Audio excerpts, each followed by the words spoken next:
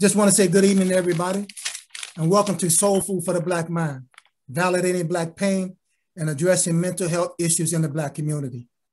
So happy to have you here with us as we get a chance to share with you things that's taking place in our community. Next slide, please.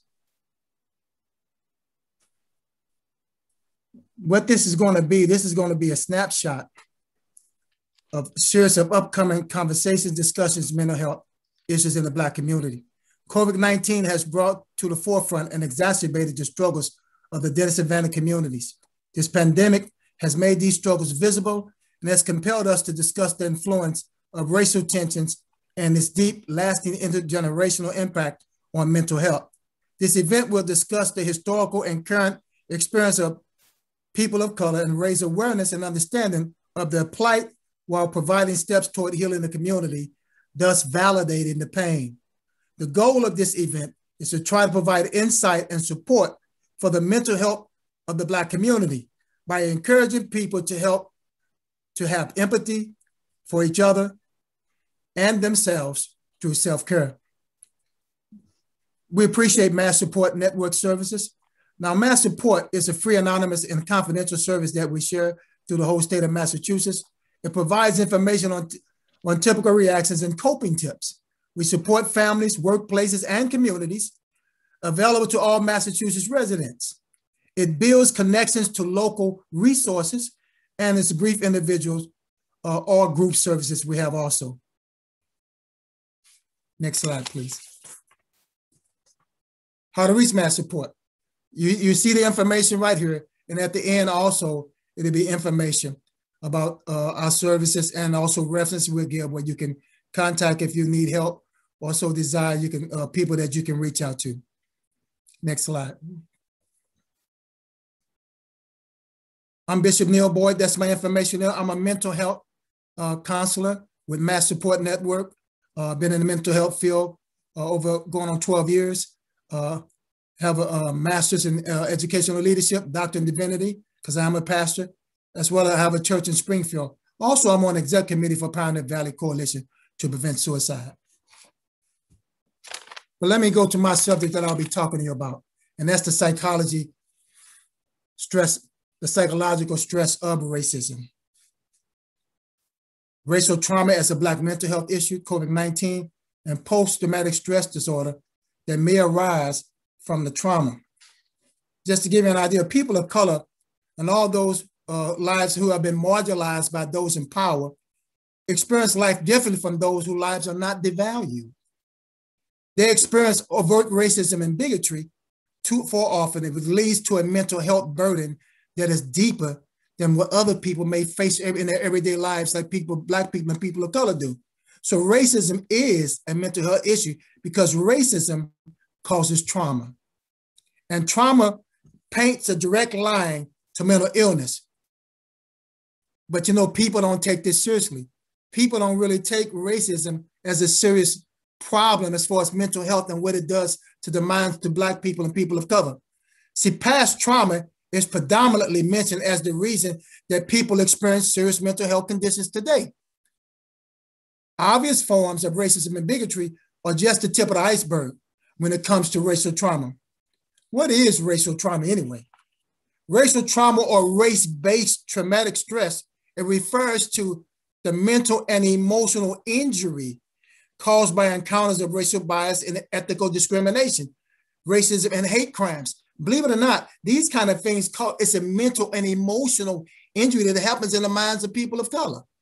It injures them. And if you continue to get injured, for instance, let's say you get injured and your scab is off, but then you're about to heal, but before the healing takes place, the scab is torn off again. You're never able to really get healed and it affects you the rest of your life by seeing that sore. So any individuals that experience emotional, painful, sudden, and uncontrollable racism, they're at risk of suffering from race-based, what we call trauma stress or injury. And this basically mostly happens to Black, Indigenous people of color. They are the most undervalued living in a white supremacy system that we live here in America. Next slide, people, please. The psychology of stress of racism. See, the psychology of racism to me can be summed up in one word: constant and evolving. What true in the 19th century is not true anymore. How society thinks about race and racism has changed. However, things haven't changed as much as some might think it has.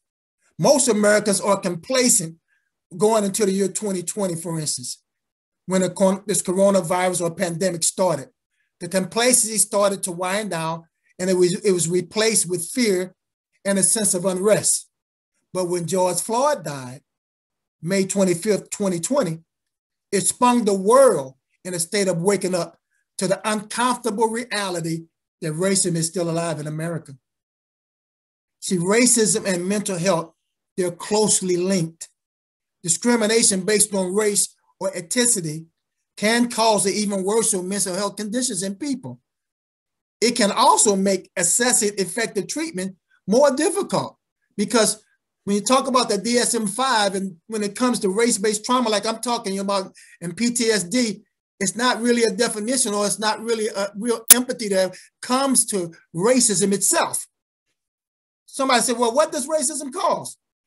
Depression, anxiety, PTSD, substance abuse and disorder. Not only that, it makes people start thinking about suicide because they don't want to live. Matter of fact, I deal with a lot of kids and being in the mental health field, and it hurts me to see the kids hurt. Matter of fact, I had one instance, a kid, I was talking to him because he wanted to commit suicide because he was seeing the way Black people were killed. And this kid wasn't more than 12 years old, and the things that was going on. And he said, what's the use of living? But I had to encourage him that life is worth living and things can change. Next slide, please. Racism and mental health, for instance, stereotype and hate crimes, economic inequality. Over 20 years ago, I was in Dalton, Georgia, because I'm a minister. And I went down there for a revival, which is a 7-day ministering at a church every night for 7 days. And as soon as I came in town, they immediately came to and said, be careful out here, Minister Boyd, because these police arrest you for no reason and take you to jail. And I could see the fear in the faces of the people in the congregation, how they was just when a police car passed by of what was going on down there. And I recently looked in the news, and it said over 1,000 Black men in Dothan, Alabama, was falsely accused and criminalized by a group of racist white cops, 12 of them, because they was in a white terrorist group. I'm talking about trauma here. I'm talking about people who can't go out their house, afraid of the police by their kids. And some of their kids had got arrested for no reason. But they were wrongly accused. Not only that, the DA was involved in it. Somebody from the Director of Homeland Security was involved in it. And some officers got tired of it, seeing what was done, some white officers, and they took it to internal affairs, and they finally blew the case wide open. See, racism and mental health, depression is right on that line. And it's most commonly reported that racial trauma can increase depression and PTSD. Most importantly, the hormones in your body, just give you an idea. The hormones are released during stressful situations, and research has shown that both the experience of stress situations and the experience of the observation of racial discrimination is stressful for children as well as adults.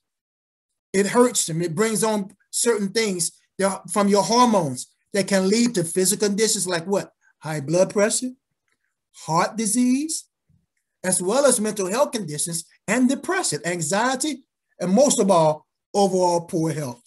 That's what it can cause. What is racial trauma? Being traumatized.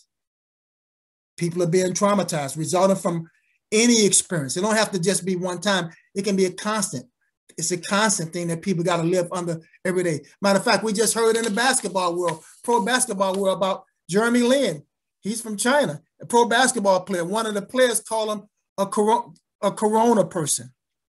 And he immediately reported to the NBA, and they investigated it because different things said can cause problems when it comes to mentally in people. Next slide, please. So what is that real history of race-based trauma and stress? Well, the curse of slavery, the historical legacy of enslavement and transformation of an associated cultural trauma is an important social cultural perspective. You got to look at the perspective of that to understand the present generation of African Americans here in Africa, in America. What has happened? This is intergenerational that has happened. That mentality is very hurtful, and it has hurt, and it's still hurting Black people here in America. And a lot of times, I hope Black people who are listening to this can be a problem, and a lot of times we just ignore it. But it's a problem that's affecting us, and we're afraid to get help. And I'm hoping that you'll realize it's okay to talk to a mental health clinician. It's okay to talk to a pastor. It's okay to talk to somebody about the things you're struggling with. That don't make you weak. That's wise that you realize that you need help from some things going on within you. So systematic racism have been and continue to be an epidemic and generated in all aspects of American life. Custom, laws, and tradition, and that's what brings on the stress. That's what brings on the problem.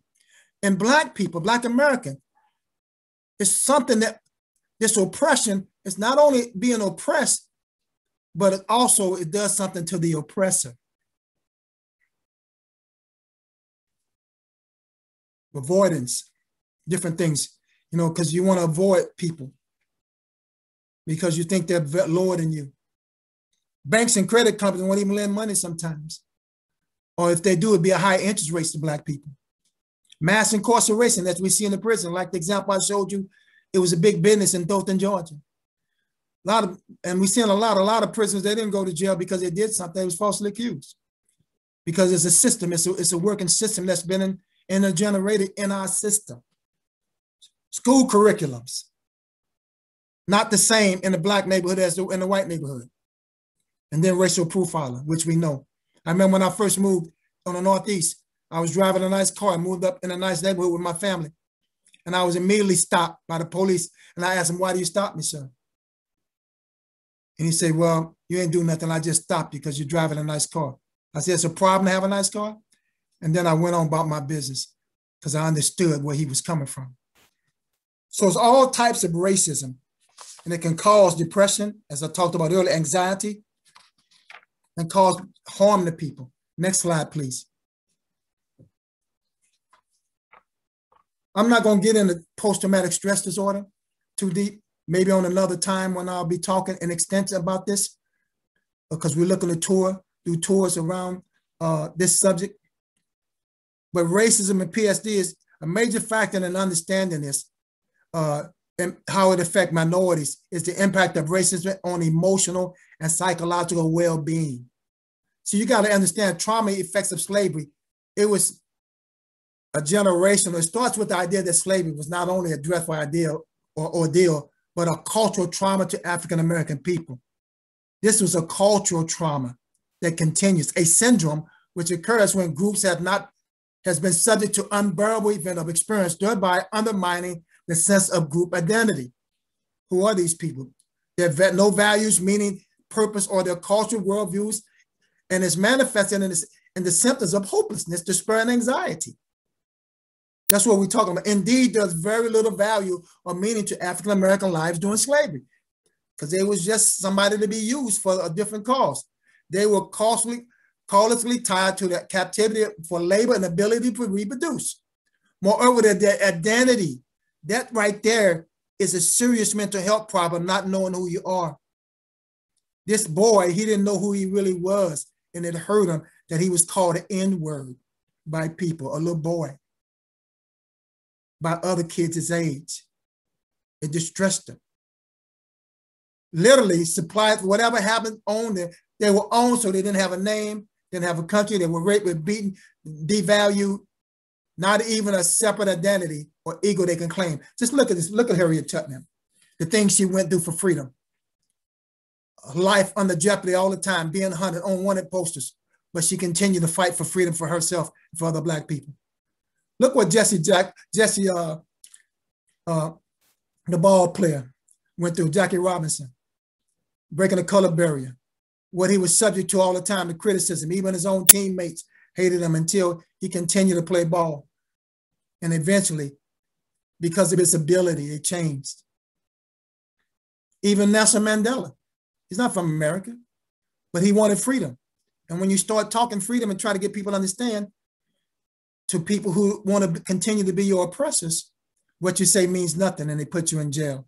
Even as we know, MLK, Martin Luther King Jr., was assassinated because of trying to bring freedom. Next slide, please. Who are you really? Who are you really? Beaten, separated from your kids in slavery, separated from husband and wife, master slept with you, raped, beaten, family separated. That sounds like PTSD. That sounds like trauma. That sounds like mental health problems. That's why Black people, spirituality has always been with God. And it has brought them through, since we didn't have nobody to talk to in mental health because we were devalued. So God was our only source of strength like it is today. And that's why we continue to survive, because we have a friend in our God. Next slide, please. I just want to talk to you a few things about healing, and I'll be finished here with this presentation. Relieving stress and anxiety is a thing called mindfulness that you can do deep breathing to relieve stress and anxiety, because it comes upon all of us with the things we deal with as Black people every day. And you need to know how to take care of yourself as far as bringing healing to yourself. Spirituality, like I said earlier, God has always been our source of strength. But people, you can't separate us from God, because that's our comfort level. That's our strength. By having him, we can make it no matter what it goes through. Hobbies and creative activities, be creative, especially in COVID times, that you can deal with things and deal with other stresses that you're not used to dealing with. Support of friends and families and allies. It's so important that you can have somebody you can reach out to, a friend or ally. I appreciate allies. Where we come today is because we have white allies, other allies, people who understand and say, oh, I'm empathetic toward you and I want to help, because this is wrong to have racism or be racist against people. Learn your cultural identity. Learn who you are. That's important, to learn who you are, and that'll give you greater value in yourself as a person. Physical exercise is always good. A workout good. It relieves stress. It keeps me free. Confront racism. Talk to people about it. Say, hey, that's racist. Please don't say that to me. Because a lot of people, I'm going to be honest with you, since all this stuff is ingrained in society, some people don't know what they're doing and what they're saying. And unless you correct them, they won't know. Seek help from professionals. Please don't be afraid to come to a clinician. That's what I am. That's what all these people who are talking to you today, they deal in this field of mental health, and we help people to be better. That don't mean you're crazy now. And that's the thing most time Black people associate this with, being crazy. You're not crazy, but you know something in you is not right and you need help. Why am I drinking? Why am I drugging? Why am I doing this thing? There's a reason. And you can get help if you just ask for it. And that's what MassSupport is here to do, is to be a help. Next slide, please. Now I'm going to bring up to you the next presenter. Basil Bazin is an African immigrant who holds a master's degree in counseling psychology and a second one in education, along with graduate certificate in trauma studies. He is currently working as a licensed mental health counselor, conducting clinical work for a diverse population with a preference for those in lower socioeconomic status. He also serves as the current president of the New Americans Family Network, Inc., a grassroots organization for immigrants from the African Great Lakes region. Let me introduce to you my friend, Basil Bazin. Thank you, Brother Bishop. The plight of African immigrants during COVID-19. This is a passion of mine. Some will say, who are they? Where do they live? And I'm here to say, we are here and we are going nowhere. We are here to stay. So this is not just me saying that. There are numbers. Next slide, please. I'm going to spare you from the numbers on national level. But what I can say is that there are at least between 4 and 6 millions of Africans in America. What I would like to do is to jump into the Massachusetts numbers. Next slide, please. So it is estimated that we do have 120,000 African immigrants in Massachusetts. This less than the city of Massachusetts and bigger than Lowell. Next slide, please. So put simply, if we live together, we will be the fourth largest city in the Commonwealth of Massachusetts. So the question I'm putting to you, fellow African immigrants, are you ready to take steps to become healthy and productive members of society?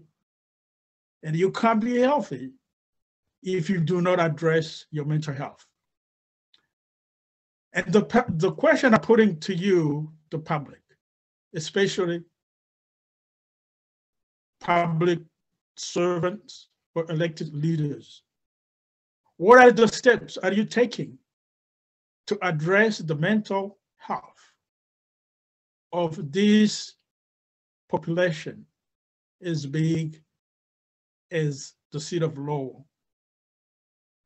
Are you ready to write them off, or to work with them and to find solution? So next slide, please. So how do we get here anyway? Very simple.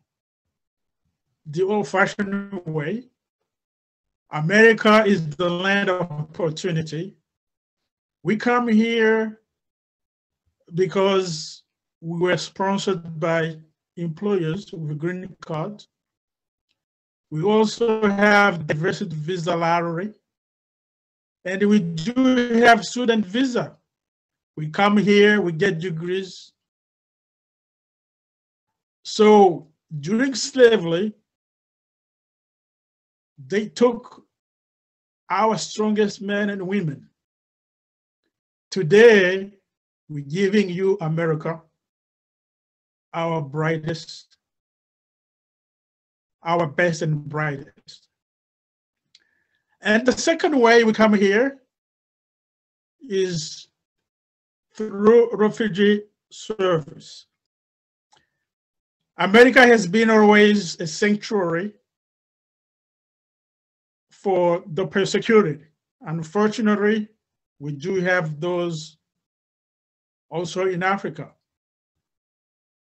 In 1980, 1% of arrival of all refugees were from Africa. Now, according to the State Department, 40% of all refugees coming to America are African. Next slide, please.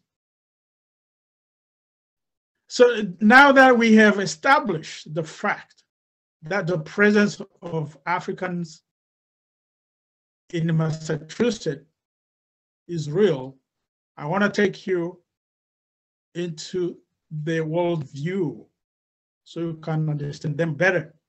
There are 4 principles or 4 pillars I want to touch. The first one is that African worldview is spiritually centered. And this means that God is our maker and our sustainer. You probably heard that God made man in his image. Africans made God in their image. God lives with us. He eats with us. He comes with us, we go farming. And he eats the first harvest. The second pillar or principle is the communal sense of life for Africans. This could be summarized by the quote from our great Bishop Tutu, who earned pre-Nobel Prize.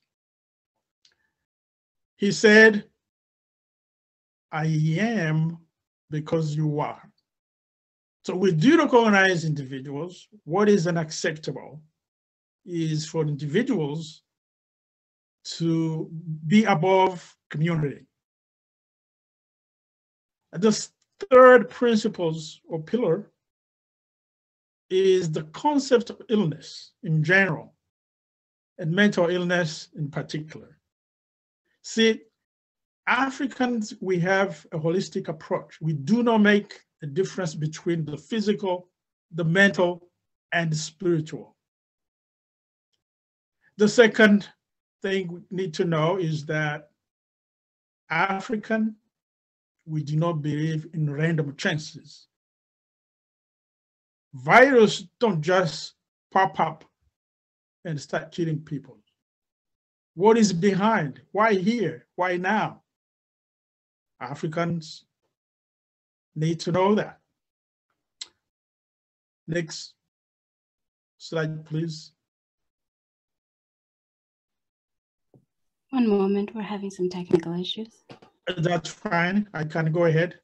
And so the sense of time in African worldview is that time goes from the past to the present. The future has not lived yet. So that means Africans focus on the present and have a healthy relationship to the past with the elders and ancestors. They say that the depressed live in the past and the anxious live in the future. So Africans have a protective worldview of focusing on the present. So given that, what is the application to the understanding of COVID? There are many skepticisms on the official narrative of the origin and treatment of COVID. So Africans, as I said, do not believe that virus pop up and start killing people. What is behind it? There is always a supernatural reason for things. Yet, despite the skepticism, we Africans, we are on the front line fighting COVID. The medical field, especially nurse, CNAs, home health, are overwhelmingly African. You can read the Boston Globe in September 2018. They made an article about that. So there is no question that COVID has caused a lot of trauma in African community. But trauma is already a pre-existing condition among us Africans because of the status of refugees. We fled wars. We saw summary executions. We survived genocide. Our sisters survived mass rape. So trauma is a pre-existing condition for us. Yet, the system of mental health care is not addressing those needs. Take an example in screening the refugees. I once made a research and went to the refugee agency. On arrival, they do not even screen them for mental health. We're talking of people who survived genocide. The DSM-4 or 5 now, which is the Bible of mental health, was designed based on observation of other people other than Africans. So how are you going to apply that Bible? So what I'm suggesting is Afrocentric screening and treatment, diagnosing and treatment. What are the way can we be friendly, African friendly in diagnosing, just even learning the terminology they use for mental health, avoiding labeling them with ICD-9 codes, because we are not codes, we are human beings. So that will help. So I know treatment, the system of healthcare is inaccurate because I work on it. As an outpatient clinician, I probably only have one African immigrant. But in emergency room, I see at least once one African immigrant every month who comes with Section 12, psychotic, and he's a danger to himself and others. And we send him to psych ward. Guess what? He come back and just never-ending recycling. That's why I know that the system is not working for us. So on May 5th, I'll be suggesting what I can call Afrocentric treatments. I made the list. Do you think we're included? How did they do the sampling? So the treatment I will be suggesting is not evidence-based, but it will be based on life experience and professional experience as both an African immigrant, outpatient clinician, and crisis clinician. So with that, I finish my headlines, my snapshot. So I'd like to pass to my next colleague, Mahi Oluma, who is a crisis counselor with MassSupport. She holds a master's degree in human services, and she works in public schools. The floor is yours, Mahi. Thank you for your time. Again, as Basil said, my name is Mahi, and I would like to discuss a bit of history and healthcare disparity. As we go on. So a lot of myths occur in regards to medicine and Black people. And sometimes we need to look at where they all come from and where they stem. There are certain myths that to this day are affecting healthcare for the Black community, including that the Black patients present the same way as white patients. That could stem from the fact that we may not have enough study patients or it stems from the history of mistreatment and malpractice on the Black community dating back to slavery. If we look at this slide here, this book here, The Natural History of the Human Species, this indicates to its readers that Black people are not of the same species as the rest of society. There are many other research that of the medical in the medical field that indicate that Black people have thick skin or feel less pain and are less likely to catch outbreaks such as yellow fever, smallpox, and even at the start of this pandemic, it was rumored that Black people were immune from having COVID. And all of these assumptions stem from racist medical research that was embedded to maintain slavery at that time rather than for any other positive reason. If we look at our father of modern gynecology, Mr. James Smith, he practiced on essentially unwilling slaves without any anesthesia. And he did not start utilizing anesthesia until he was practicing on his white patients. His research on over 30 Black women or over 30 surgeries was done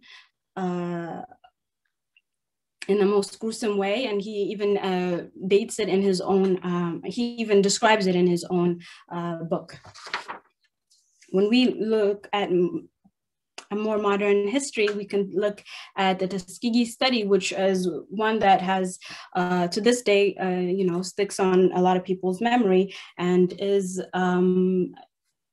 one of the many sources of why the Black community does not trust the medical community. And it goes far beyond the Tuskegee study, where Black males were injected with, were not being treated for syphilis, and the study was to identify what kind of effect that would have on them without their medical knowledge. And if you look at the Henrietta Lacks research that was done on a Black woman without after her death without her consent, you could see that there's a lot of positive things that could possibly come out of it. Unfortunately, things like research like this has had a double-edged sword effect on our current community as to why they are not interested in COVID vaccine at the moment, because they're not certain as to the ethical nature of it and what kind of negative repercussions it may or may not have on the Black community. And if you look further,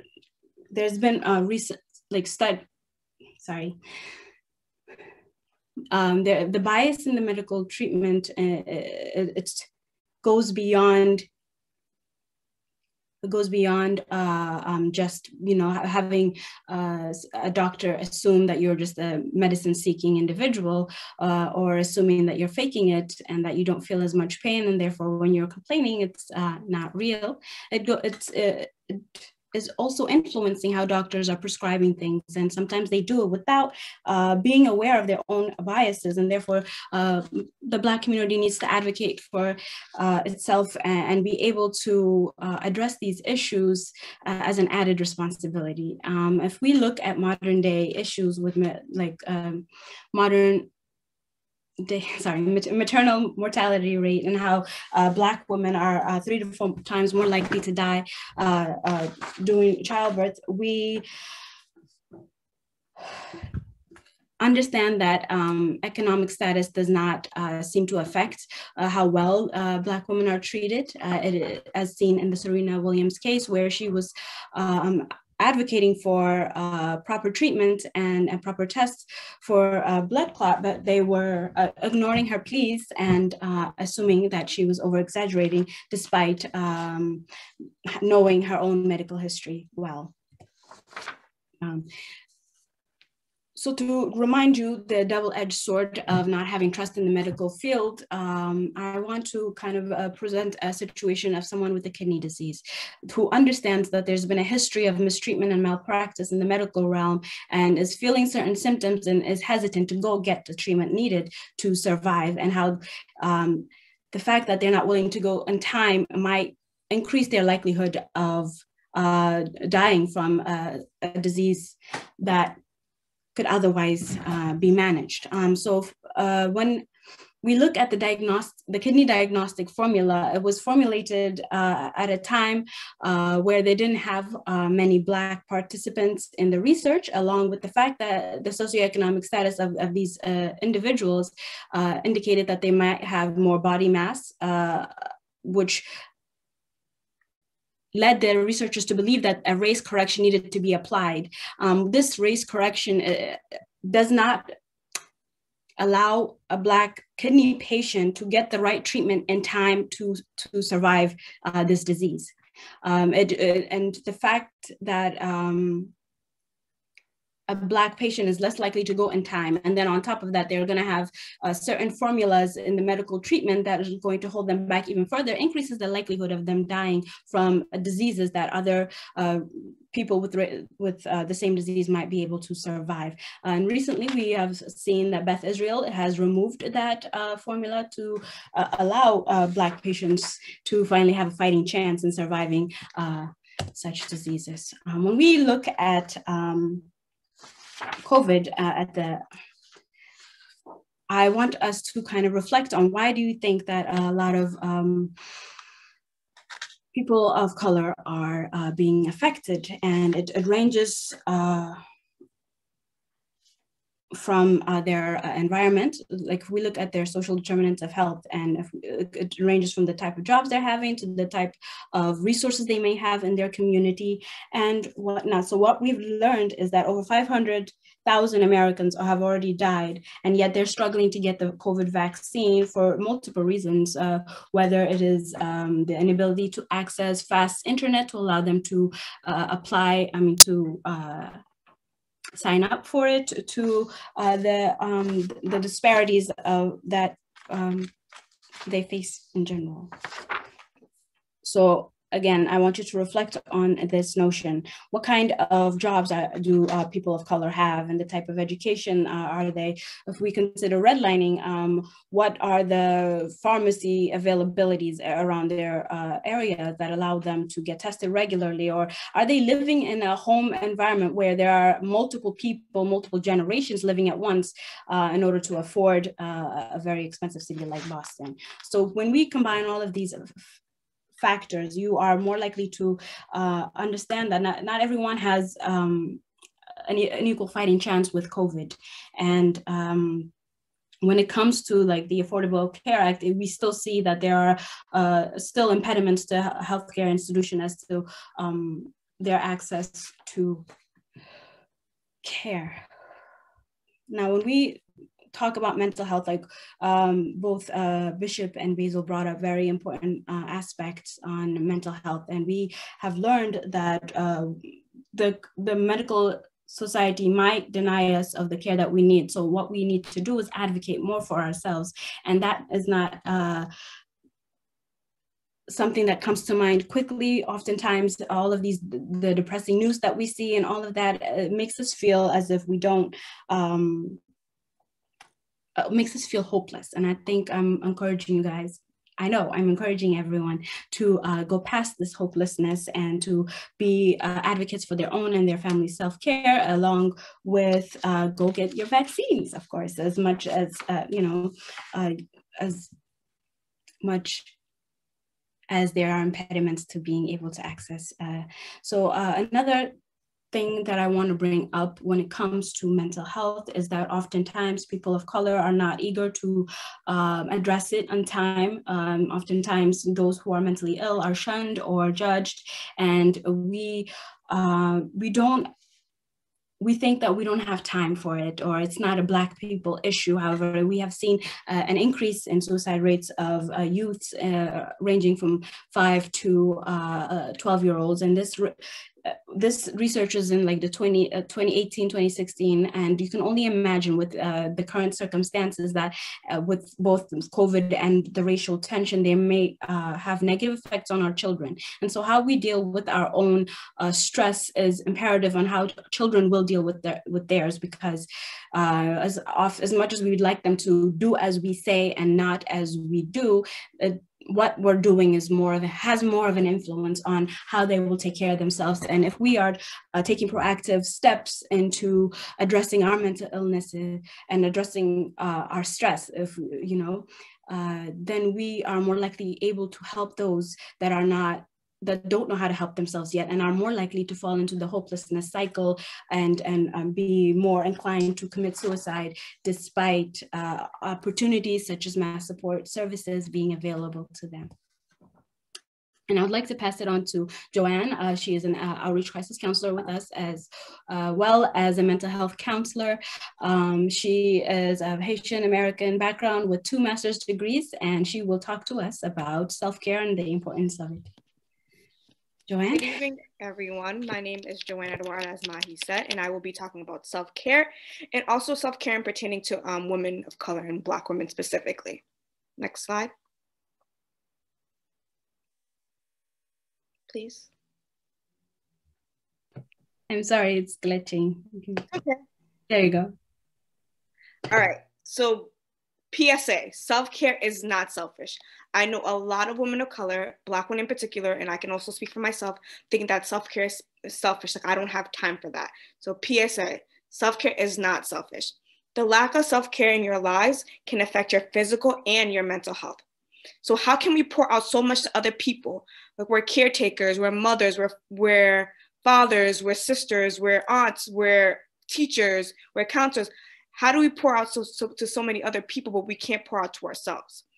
We have nothing left when it comes to ourselves, and that's a problem.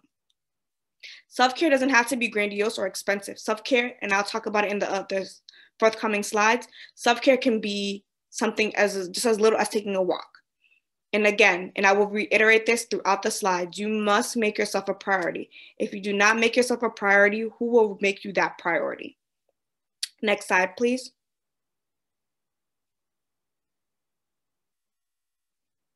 So, in particularly of self-care in Black women, as you all can see, I am a Black woman, and I have suffered from being able to take care of myself. Like all of you guys, when the pandemic hit, our lives got rearranged and turned upside down. And I know that we are all juggling multiple roles in our lives. So at times, it seems like self-care is for people who have time or people who don't have a lot of things going on. No, self-care is for everybody. So like I said before, Black women are used to taking care of themselves and other people around them. They might be taking care of their families, their immediate families, their extended families, other people's families. Black women have always been the backbone. And because of that, we are suffering because we are not taking care of ourselves. So like I said before, some Black women feel like they don't have the time in order to be able to self-care, or they are criticized for taking care of themselves. Like, why are you doing this for yourself? How do you make the time to do this for yourself? But again, self-care is imperative.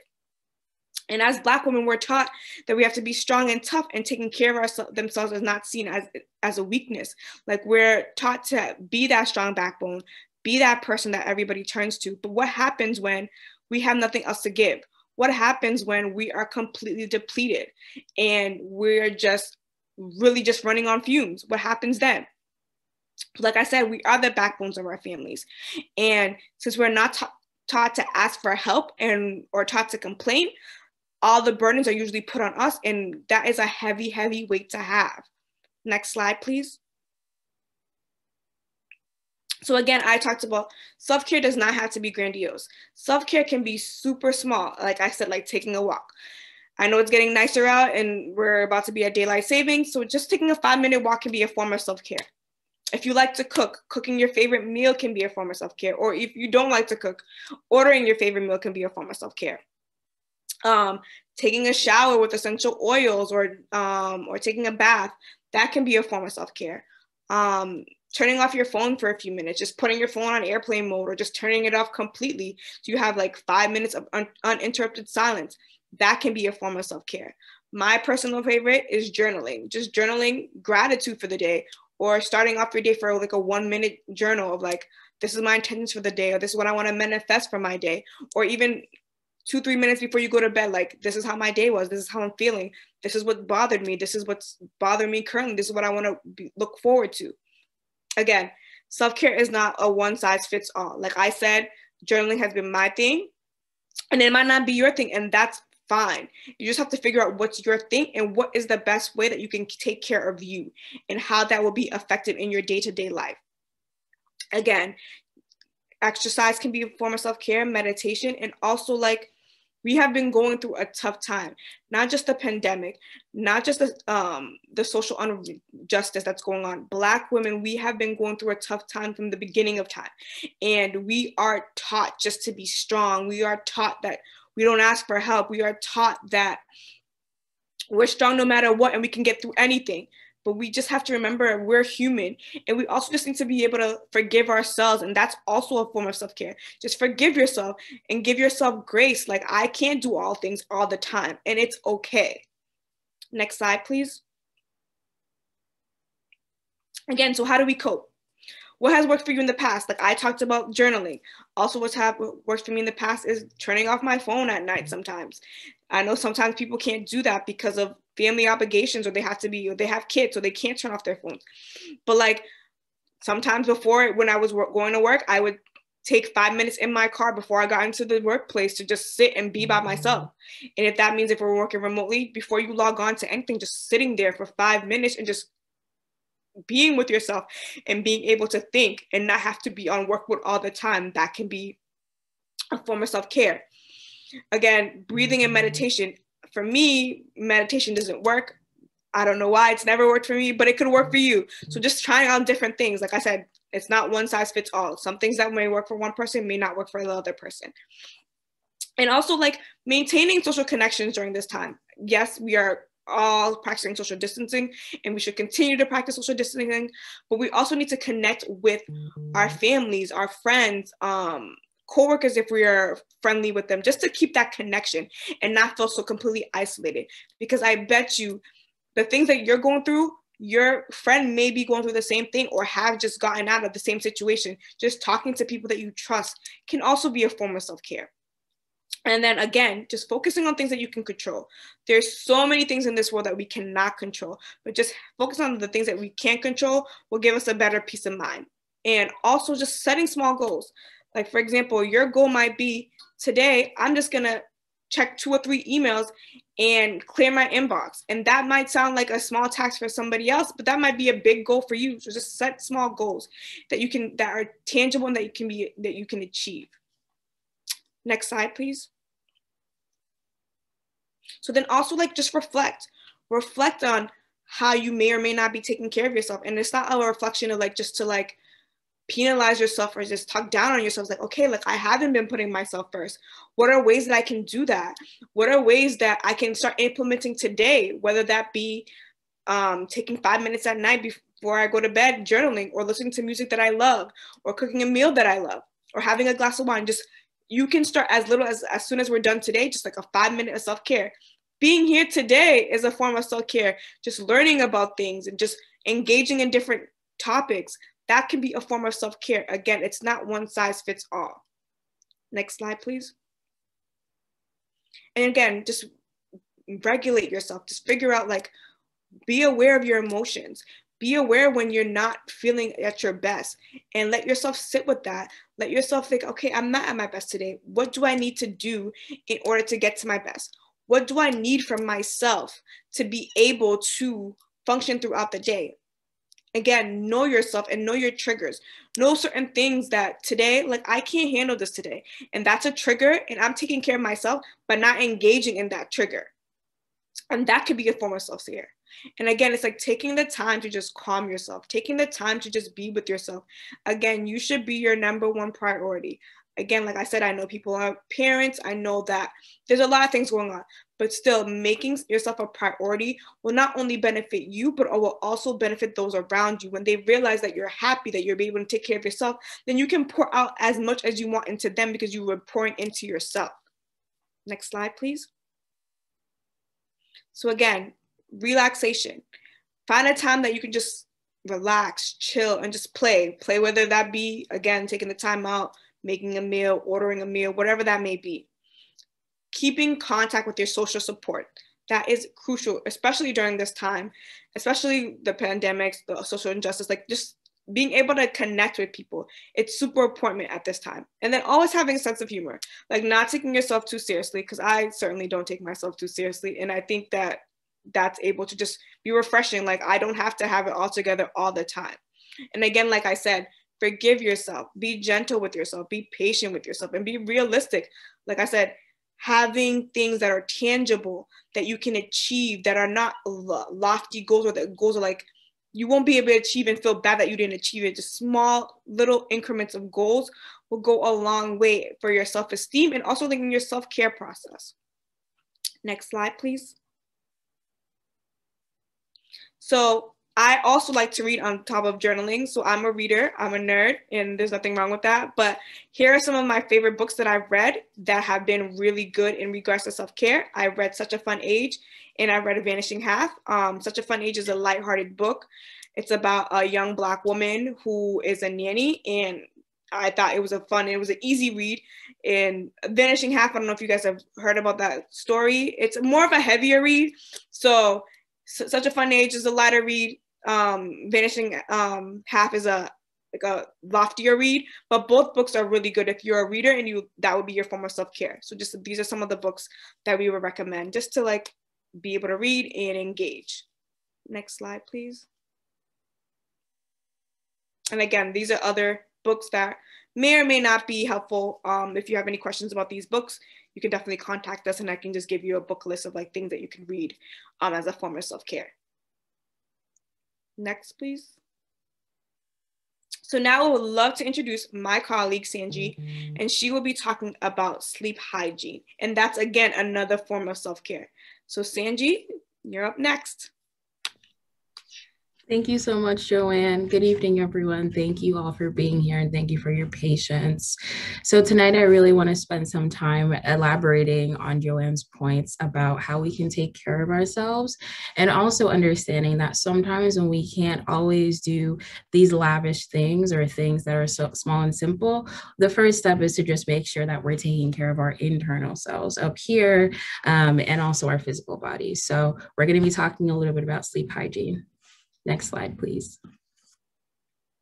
So in order to best understand how to practice effective sleep hygiene, we first need to recognize what sleep disturbances are. So we know on a general level that lack of sleep leads to poor health outcomes, especially for people of color, specifically Black people. As Bishop mentioned earlier, we are more likely to experience depression, anxiety disorders, and unfortunately that is exacerbated when it comes to sleep disturbances and sleep disorders. So not only are we more prone to certain diseases and the lack of sleep can lead to some of those health outcomes, we are also more likely to develop sleep disorders, including insomnia and also sleep apnea.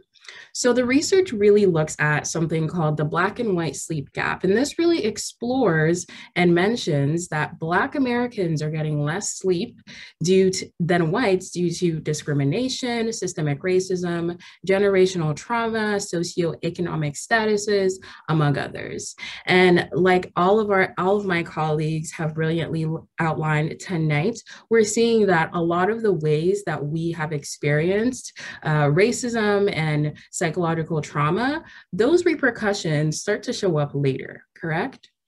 And so right now we're in a pandemic, but we're also experiencing that there are other pandemics on top of this, right? So we're talking about healthcare disparities, we're talking about high rates of unemployment, and all of these challenges, right? They're exacerbated when we see that we're in a pandemic right now. So on top of just COVID as a pandemic, unfortunately, sleep is also another pandemic that we're experiencing. And the research leads to calling this coronasomnia, which we'll get into a little bit. So when we explore these different aspects of whether or not sleep is more affected for Black individuals and those within the Black community, why is that? There's obviously more factors that can contribute to why Black people are less likely to have successful sleep hygiene. Next slide, please. So the question really is it race related? And the answer is not that simple, unfortunately. So this graph right here, which I'll explain in depth a little bit more, comes from an article from the Huffington Post that actually looked at whether or not Black Americans are getting less sleep than whites. So if you look at the graph here, in the race and ethnicity section, we see that whites are disproportionately represented, more so than those who are Black, non-Hispanic, and Native American Pacific Islander. And why is that? Well, we're seeing that in terms of measuring sleep and effective sleep patterns, most of the research is catered to those who are white and male. So of course, the research is going to be disproportionately white. And when we look at employment status, we're seeing that employed and homemaker and student are the higher ones that are represented in this study as well. So this study looked at whether or not individuals, adults, reported having 7 or more hours of sleep within a 24-hour period, right? And then if you look at education, the highest represented education levels are college, graduate, and higher. So we can conclude that if you are well educated and if you're white, you're more likely to get more sleep. And why is that? Mainly because you probably have higher education, so you're less likely to worry about financial stressors, and you're probably on the high end of socioeconomic statuses. So eliminating risks and eliminating some of those worries and stressors can cause you to have higher amounts of sleep. Next slide, please. So there is good news. Joanne was mentioning that self-care can be depending on your one-size-fits-all model, which is not true, right? It can be really expensive sometimes, or it can just be super relaxed, right? The good news is sleep is free. So that's a good thing to think about, right? So when we think about things that we can actively do to practice good sleep hygiene, the first thing we think about is sleep awareness. So when we notice that we're not getting adequate amounts of sleep, we need to pause and stop and say, wait a minute, what's going on? And why is it that I'm not getting enough sleep, right? So this is called identifying those activations or triggers that Joanne mentioned. If it's, you're noticing that when you consume a lot of social media and a lot of news, it's really hard for you to fall asleep, maybe start being aware of that and try to practice effective sleep hygiene. So how do we practice good sleep hygiene, right? Maintaining a good health. What does that mean? Exercise and a healthy diet. Now, I'm not saying we all need to get, Planet Fitness memberships, but I am saying try to incorporate some sort of exercise within your life. And that doesn't mean going to the gym for 30 hours or doing long yoga sessions, but it does mean that we can start to set those small goals for ourselves, right? So if we want to say, hey, I'm really into yoga, but I don't have time for like a 50-minute session, what about a 10-minute chair yoga exercise at your desk while you're doing work from home?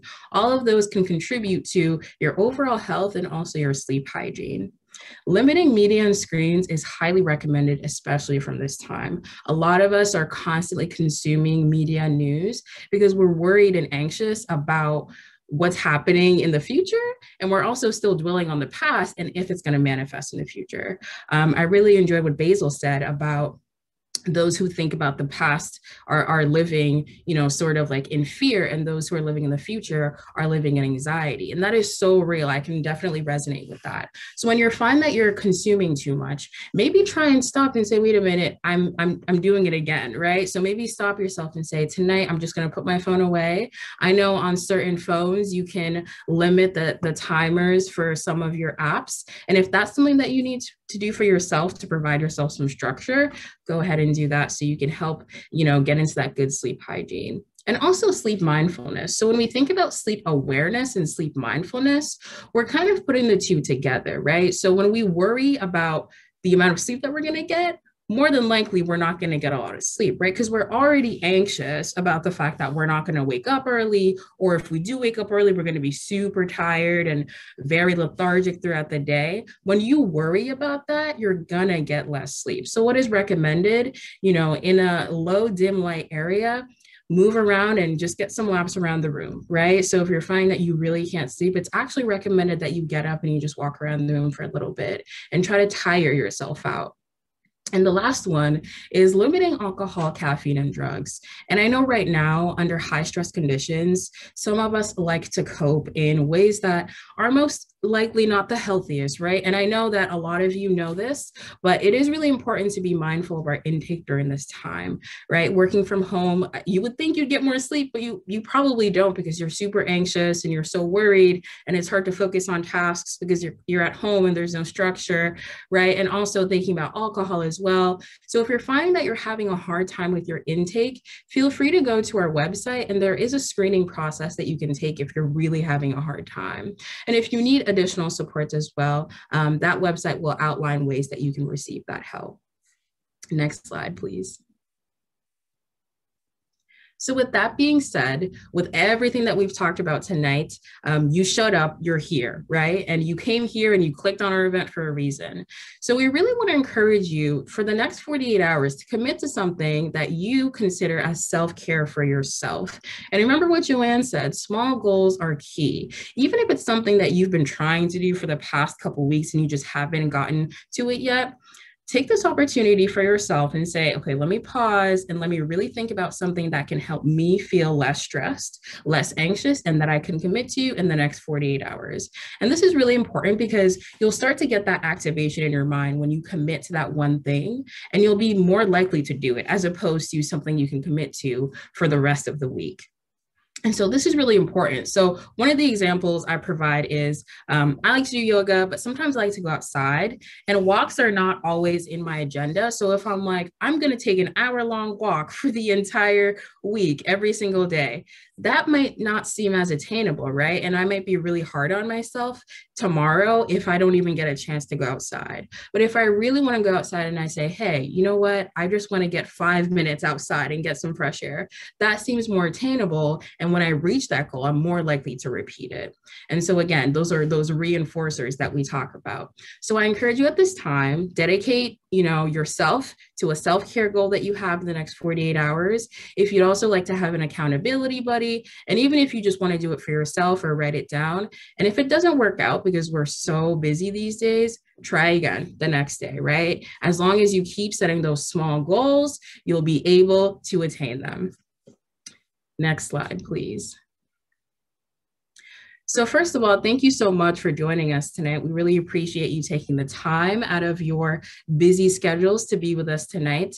But it doesn't end here. Tonight was just a snapshot, really. We will have 2 upcoming events, one in April and one in May. So the one in May will be Joanne and myself talking about workplace tension and self-care and how we can balance those 2 things.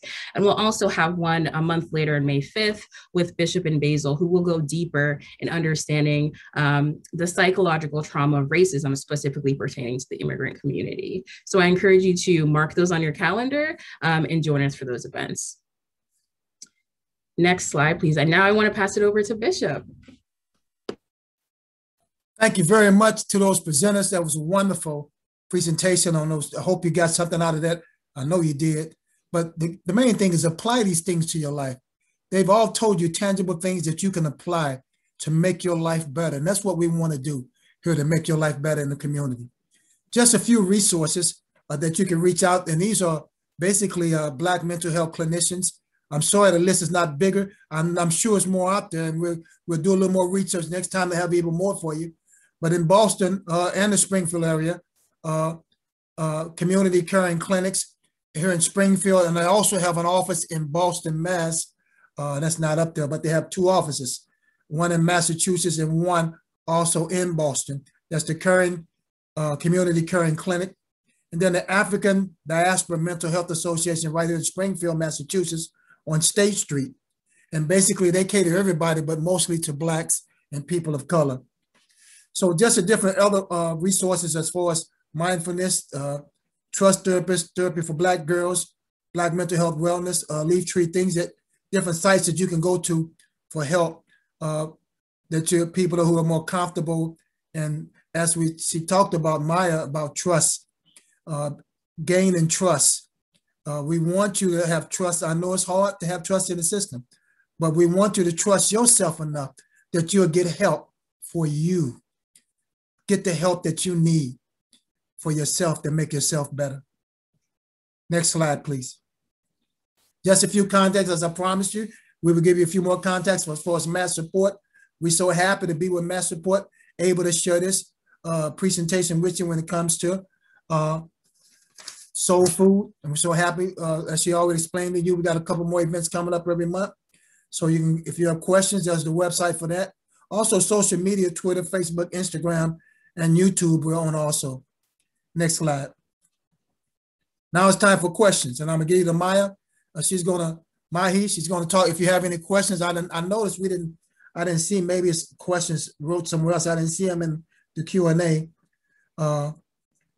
So if you have questions, please feel free to put them in the Q&A, and we'll be happy to do our best to answer the questions that you may have.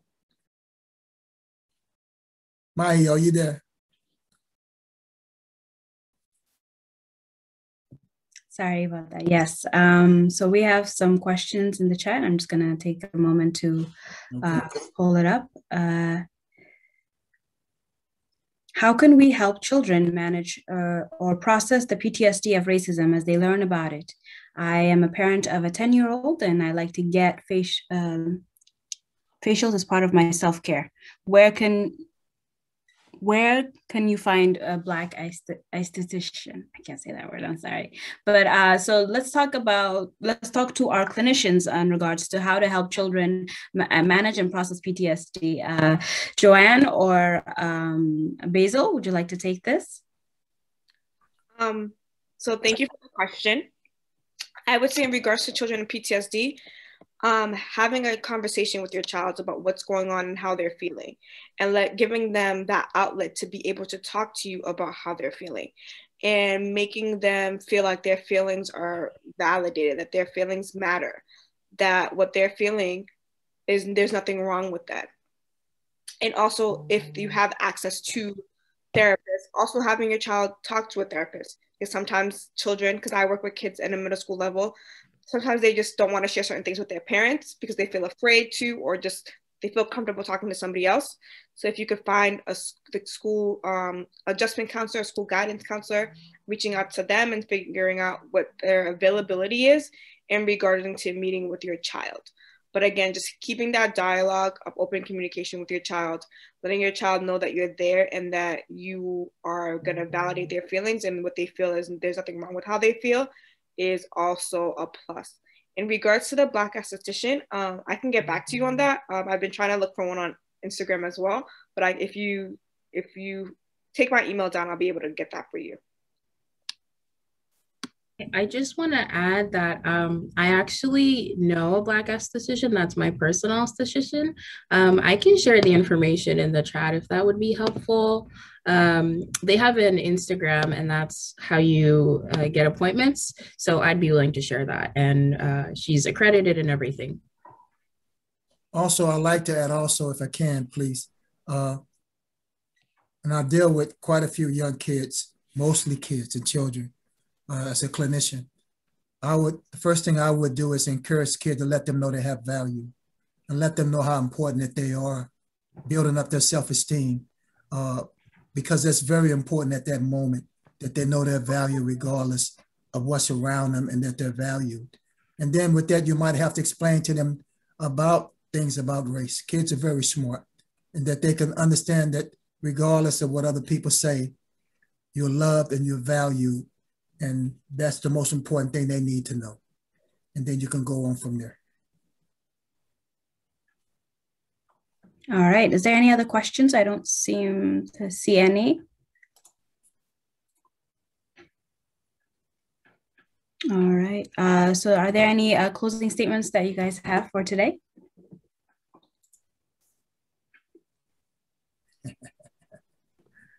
I just want to thank everyone for being here tonight and taking the time to spend it with us. And I hope that we'll see you soon at our next upcoming events. I want to add that we Black people, we have been resilient in the past. We have shown that resiliency throughout the history. We can go through this, and we have shown it, and we will overcome. We have one question. If your child is okay to talk to you, how do you get them to talk more? Or how do you get them to connect in a way that allows them to tell you the important things, is what I'm perceiving? Hey, my simple thing is play with them more. Enjoy them more. Playing and enjoyment opens up everything.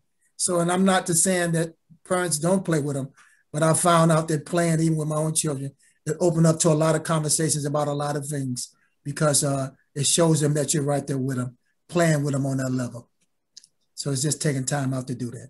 I think also just sharing your own journey and your own struggles and being honest, like I've gone through these similar things, or I've gone through something like this, which is similar to what you're going through. I think kids feel like, oh, like my mom or my dad went through this, so I can feel comfortable in talking to them about certain things.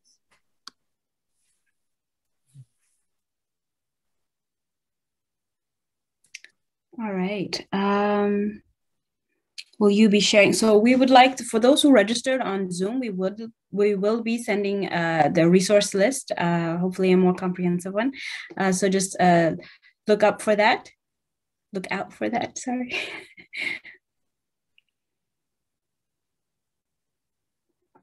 And you will, although we tried to go on Facebook Live earlier, we were not successful. Therefore, we will most likely be posting this video on Facebook. So if you would like to share with others or anything like that, I think it will be available on Facebook.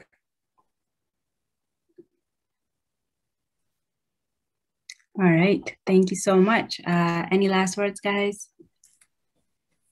Frank, like Sandy said, we thank you for watching, and we hope that you use some of the suggestions that were suggested today, because it'll be a great help in relieving stress, and it'll be very helpful us for self-care for your own self. Take care of yourself. I would like to reiterate that we need to display proper self-care and proper coping mechanisms to our younger ones by doing the best that we can. So I urge everyone to take care of themselves and to advocate for your health in a very polite way to your doctors who may or may not be aware of their bias. And thank you, guys. And remember to take care of yourselves. Thank you. Thank you, everyone.